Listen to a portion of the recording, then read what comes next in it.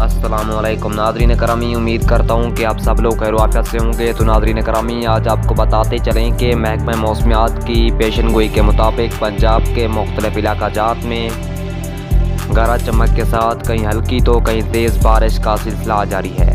ابھی بھی آنے والے 4 سے 5 گھنٹوں کے دوران وسطی پنجاب، جنوبی پنجاب کے کچھ علاقہ جات، مغربی پنجاب اور شمالی پنجاب بلکہ پنجاب کے 70 سے 80% علاقہ جات میں تیز آندھی چلنے اور گرج چمک کے ہلکی سے معتدل بارش، جبکہ کچھ علاقہ جات تیز بارش کے امکانات میں موجود ہیں۔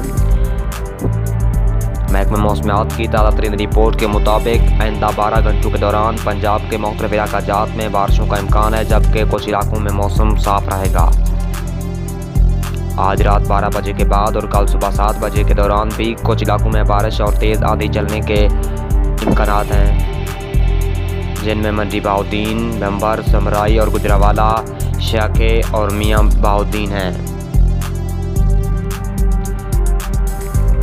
مزید آپ کو بتاتے چلیں کہ خیبر پختونخوا، گلگت بلتستان، مری، گلیات اور اسلام آباد میں بھی آج تیز بارش کے امکانات ہیں۔ پنجاب کے مختلف علاقوں میں آج موسم خوشگوار رہے گا، جبکہ رات کو بارش کے امکانات ہیں۔